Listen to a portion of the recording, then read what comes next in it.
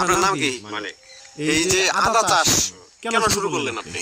এটা মানে আমি একটা নেটে দেখছি, নেটে দেখছেন? আর নেটে দেখার পরে যে আমি আবার আরম্ভ করছি। কবে থেকে আপনি লোকে আদা চাষ শুরু করছেন? মানে 1 বছর হয়েছে আর কি, ধরেন 1 বছর হয়েছে। এই বছর কতটুকু জমিতে আপনার লোক আদা চাষ করছেন? 2 শতাংশ হবে।